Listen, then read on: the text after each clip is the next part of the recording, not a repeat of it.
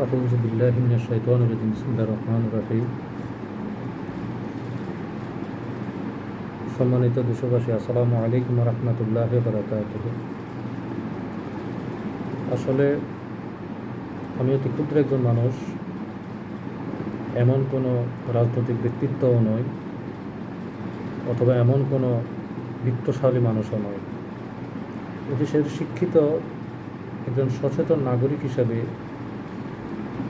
মনের কিছু আবেগ প্রকাশ করার জন্য আজকে ভিডিও বার্তায় আসলাম। আপনারা সাম্প্রতিক লক্ষ্য করতেছেন আমাদের দেশের উপরে মর্মান্তিক বন্যা প্রবাহিত হচ্ছে। এই বন্যায় ছোট্ট শিশু থেকে শুরু করে বৃদ্ধ বনিতা, মা, বোন নিদারুণভাবে আক্রান্ত হয়েছে। মানুষগুলো এত বেশি ভোগান্তিতে রয়েছেন যা সোশ্যাল মিডিয়াতে প্রবেশ করলে বোঝা যায় যে মানুষের অবস্থান কী, মানুষ কতটুকু কষ্ট, কতটুকু বিপর্যয়ের মধ্যে রয়েছেন। স্বামীর হাত থেকে স্ত্রী ছুটে চলে গেছে বন্যার বানে, পিতার হাত থেকে সন্তান ছুটে চলে গেছে বন্যার বানে। কি করুণ দৃশ্যগুলো আমাদের সামনে ভেসে আসতেছে। একজন সচেতন নাগরিক হিসেবে এই বিষয়গুলো দেখা, সহ্য করাটা বড় কষ্টের।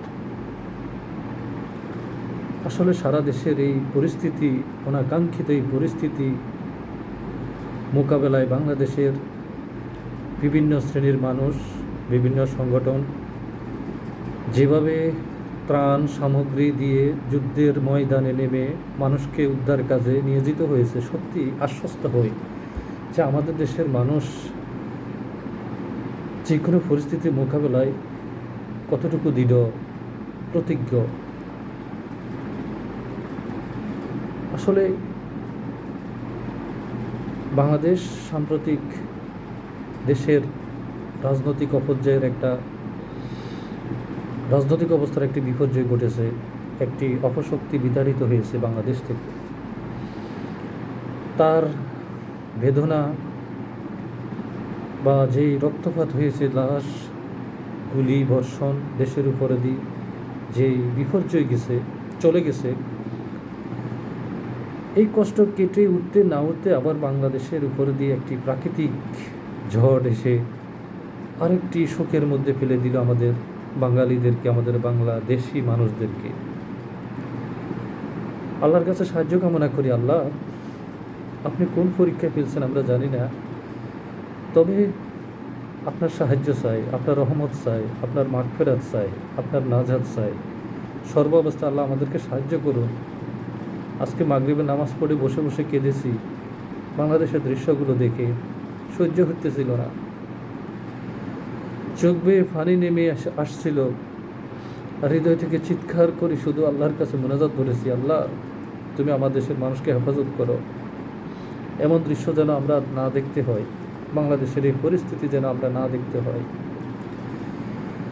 আরেকটি কথা, যেটি ভারতের যেই হাইড্রো ইলেকট্রিক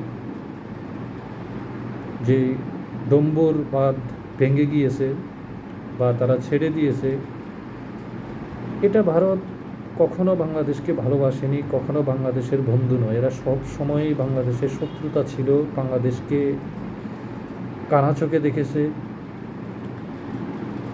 আমাদেরকে ভারতের সকল ষড়যন্ত্র মোকাবেলায় জাতীয় ঐক্য গঠন করা উচিত বলে মনে করি। জাতীয় ঐক্যের এই মুহূর্তে কোনো বিকল্প নেই।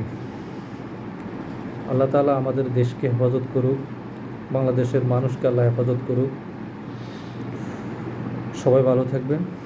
আসসালামু আলাইকুম ওয়া রাহমাতুল্লাহি ওয়া বারাকাতুহু।